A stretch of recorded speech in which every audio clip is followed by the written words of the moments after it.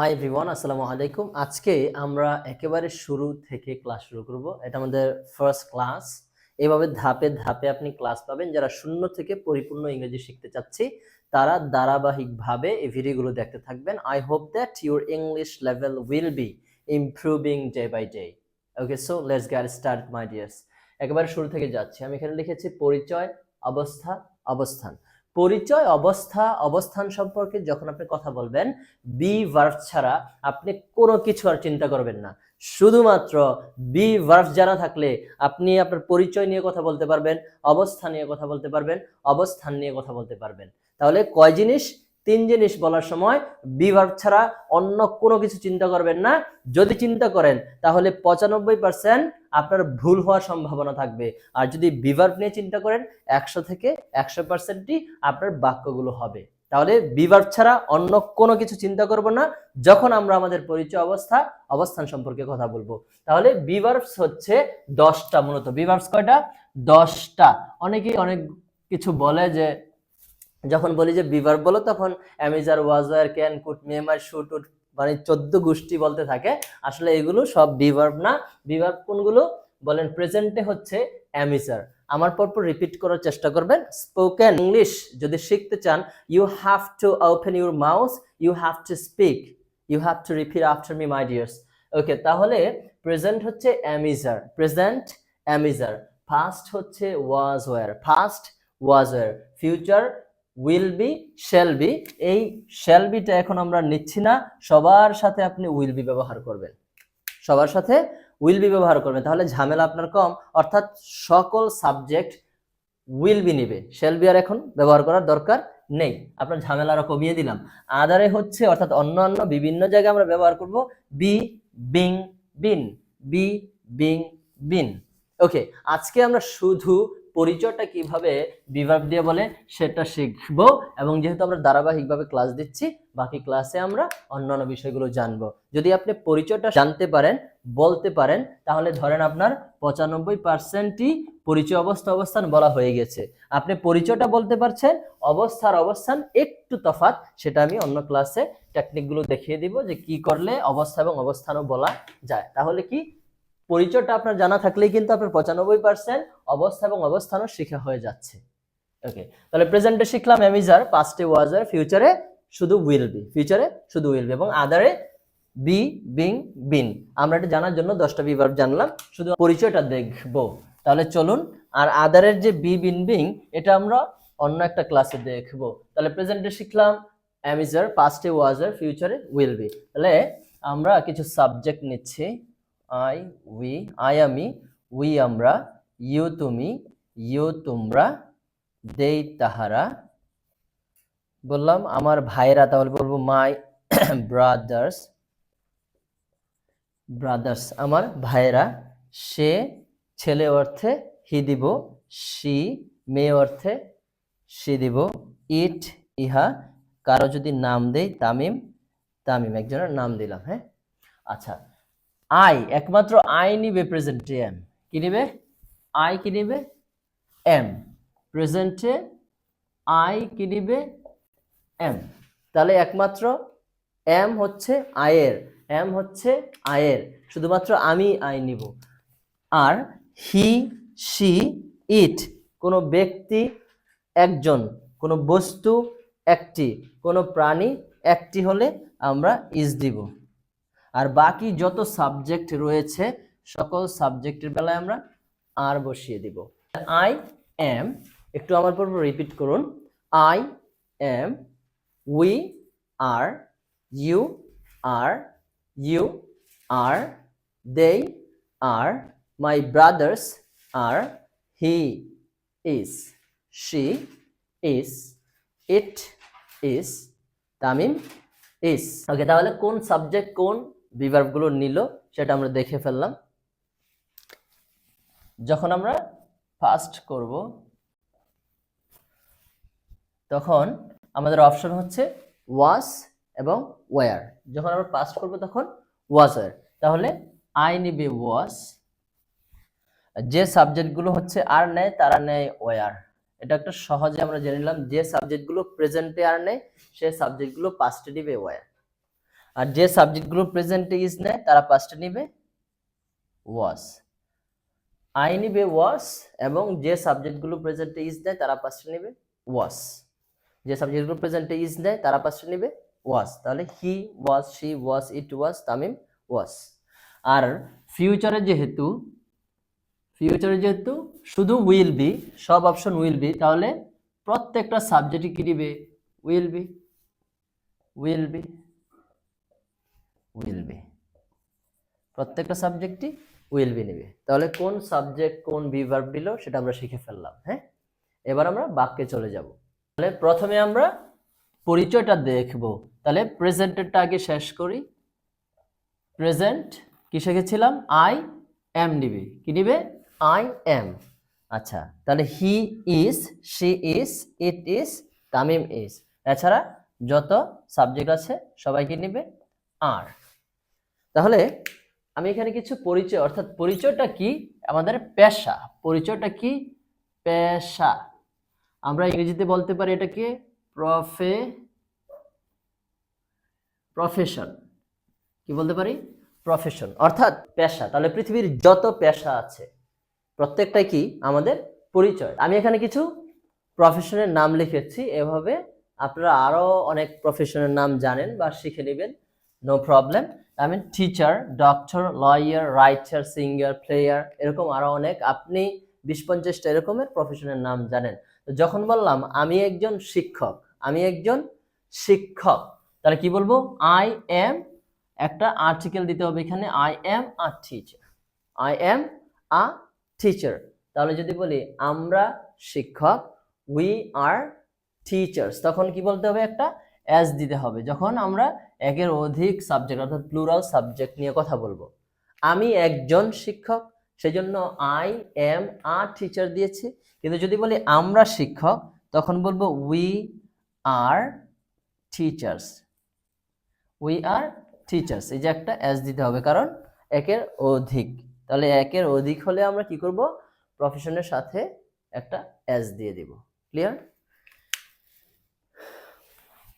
ওকে, তাহলে একটু এবার আমার পরপর রিপিট করুন। আমি একজন শিক্ষক, আই এম আ টিচার। আমরা শিক্ষক, উই আর টিচার্স। তুমি একজন শিক্ষক, ইউ আর আ টিচার। তুমি একজন শিক্ষক, আবার এখানে কিন্তু আরেকটা ইউ লিখেছি, এখানে হচ্ছে তোমরা। তাহলে ইউ মানে হচ্ছে তুমি, আবার ইউ মানে হচ্ছে তোমরা। আমি বুঝবো কিভাবে যে তুমি একজন শিক্ষক বুঝিয়েছি নাকি তোমরা শিক্ষক বুঝিয়েছি? যখন দেখবেন তুমি একজন শিক্ষক, তখন ইউ আর, এই যে একজন, সেজন্য বলছি আর টিচার, টিচার। যখন বলবো তোমরা শিক্ষক, তোমরা শিক্ষক, তাহলে তফাৎটা আমরা কিভাবে ধরবো? তোমরা শিক্ষক, তখন বলবো ইউ আর টিচার্স। এই যে একটা এস আমরা দিলাম, ইউ আর টিচার্স। যখন আমরা প্রফেশনের সাথে একটা এস দেখবো তখন বুঝে নিব এটা তুমি বুঝায়নি, তোমরা বুঝিয়েছে। আর যখন আমরা আর্টিকেল এই অথবা এন দেখবো তখন আমরা বুঝে নিব একজন বুঝিয়েছে, অর্থাৎ তুমি বুঝিয়েছে। ওকে, তাহলে তুমি একজন শিক্ষক, ইউ আর আ টিচার। আর তোমরা শিক্ষক, ইউ আর টিচার্স। হ্যাঁ, তাহলে তারা শিক্ষক, দে আর টিচার্স। আমার ভাইরা শিক্ষক, মাই ব্রাদার্স আর টিচার্স। সে একজন শিক্ষক, হি ইজ আ টিচার। এটা একজন শিক্ষক, এটা দিয়ে আমরা জানি যে বস্তুকে সবসময় ইট বোঝায়, কিন্তু ব্যক্তিকেও বোঝানো যায়। অর্থাৎ এখানে আমি বললাম ইটস মাই ব্রাদার, এটা আমার ভাই, অর্থাৎ সে আমার ভাই। হ্যাঁ, ব্যক্তিকেও বলা যায়। তাহলে ইটস আ টিচার। তামিম একজন শিক্ষক, তামিম ইজ আ টিচার। বলছি মাই ডিয়ার্স? তাহলে আমি এখানে একটু বলতে চাই, আমরা বাংলায় এরকম বলি, তুমি একজন শিক্ষক। তাহলে তুমি ইংলিশ ইউ, একজন ইংলিশ আ, শিক্ষক ইংলিশ টিচার। আপনি যদি বাংলার দিকে তাকান তাহলে দেখেন ইউ তুমি, একজন আ, শিক্ষক টিচার। বাক্যটা তো হয়েছে, তো আসলে কি হয়েছে বাক্যটি? নাও। তাহলে কিভাবে বুঝবেন যে আপনার বাক্য হয়েছে কিনা? আমরা এখানে শুরুতে কি বলেছি? পরিচয়, অবস্থা, অবস্থান সম্পর্কে কথা বললে আপনি বি ভার্ব ব্যবহার করতে হবে। তাহলে এখানে কি মিস হয়েছে? আমাদের একটা বি ভার্ব মিস হয়েছে। দেখুন, বাংলায় অক্সি উজ্জ থাকতে পারে, আসলে মূল বাক্যটি হলো তুমি হও একজন শিক্ষক। পরিপূর্ণ বাংলাটা হচ্ছে তুমি হও একজন শিক্ষক। যেহেতু আমরা বাংলায় সাবলীল, সেজন্য আমরা অনেক কিছু ছেড়ে দিয়ে বলি। তাহলে তুমি একজন শিক্ষক, এটাও কিন্তু শুদ্ধ বাংলা। আমরা হয় কথাটা এখানে উজ্জ্ব রেখেছি। অনেকেই বলে যে তুমি একজন শিক্ষক, ইউ আর টিচার, হওয়ার তো কথাই, আসলে হয়নি। একটা ক্লু আমরা এখানে পেয়েছি, পরিচয় অবস্থা অবস্থান বললে বি ভার্ব দিতে হয়, বি ভার্ব ছাড়া অন্য কোনো কিছু চিন্তা করব না। তা সেজন্য ইউ আর আ টিচার। কি বলবো? You are a teacher. এখন কিন্তু আপনার বাক্যটি পরিপূর্ণ হয়েছে। বাংলায় ভার্ব উজ্জ থাকতে পারে, কিন্তু ইংরেজিতে কখনোই উজ্জ থাকবে না। তাহলে ইউ আর আ টিচার, এই হলো আমাদের পরিপূর্ণ বাক্য। আশা করি একেবারে সবকিছু আমি ভেঙে ভেঙে বোঝাচ্ছি, আপনাদের প্রবলেম হবে না। আচ্ছা, আপনি এন বসাবেন কখন? যখন ওই যে ভাওয়েল এন্ড কনসোনেন্ট আমরা লেটার দেখব। যেমন আমি একজন প্রকৌশলী, তাহলে I am an engineer. I am an engineer. হ্যাঁ, আমি একজন অভিনেতা, আই এম অ্যান অ্যাক্টর। যখন আমরা ভাওয়েল লেটার পাবো তখন আমরা এন দিব, আর যখন আমরা কনসোনেন্ট পাবো এই বসাবো। হ্যাঁ, আচ্ছা, আর্টিকেল সাউন্ডের উপরও ডিপেন্ড করে যে এই বসাবো নাকি এন বসাবো। আমরা জাস্ট লেটারের উপর ডিপেন্ড করে বসিয়েছি। আর্টিকেল আমরা অন্য একটা ক্লাসে আবার শিখবো ইনশাল্লাহ, নো প্রবলেম। তাহলে আমার সাথে এবার রিপিট করুন, বোঝানো আশা করি মোটামুটি অনেকটাই হয়ে গিয়েছে। তাহলে আপনারা এরকম অনেক প্রফেশন নেবেন এবং বলতে থাকবেন। হ্যাঁ, একদম নিয়ে আস্তে আস্তে আপনার ফ্লুয়েন্সি ওঠাতে হলে একটু স্পিড নিয়ে বলবেন, তাহলে আপনার ব্রেন চিন্তা ছাড়া কথা বলতে থাকবে। তাহলে আমি একজন ডাক্তার, আই এম আ ডক্টর। আমরা ডাক্তার, উই আর ডক্টরস। তুমি একজন ডাক্তার, ইউ আর আ ডক্টর। তোমরা ডাক্তার, ইউ আর ডক্টরস। তারা ডাক্তার, দে আর ডক্টরস। আমার ভাইরা ডাক্তার, মাই ব্রাদার্স আর ডক্টরস। সে একজন ডাক্তার, হি ইজ আ ডক্টর। সে একজন ডাক্তার, শি ইজ আ ডক্টর। এটা একজন ডাক্তার, it is a doctor. Tamim একজন ডাক্তার, তামিম ইজ আ ডক্টর। তাহলে আমরা একদমই বলার চেষ্টা করব, তাহলে আপনার ফ্লুয়েন্সি বাড়বে। চিন্তা ছাড়া দেখবেন আপনি বাক্য তৈরি করতে পারছেন। যেমন আমি রাইটার নিলাম, আমি একজন লেখক, আই এম আ রাইটার। আমরা লেখক, উই আর রাইটার্স। তুমি একজন লেখক, ইউ আর আ রাইটার। তোমরা লেখক, ইউ আর রাইটার্স। তারা লেখক, দে আর রাইটার্স। আমার ভাইরা লেখক, মাই ব্রাদার্স আর রাইটার্স। সে একজন লেখক, হি ইজ আ রাইটার। এটা একজন লেখক, ইটস আ রাইটার। তামিম একজন লেখক, তামিম ইজ আ রাইটার। এই যে আমি একটু দ্রুত বললাম, চিন্তা ছাড়া আমার বাক্য কিন্তু সঠিক হচ্ছে। কোথায় এই বসাবো, কোথায় আবার প্লুরাল হলে অ্যাজ বসাবো, সেটাও কিন্তু আমি ঠিকঠাক মতো দিচ্ছি। আবার আপনি আরেকটা প্রফেশন নেবেন, আবার একদমই বলতে থাকবেন।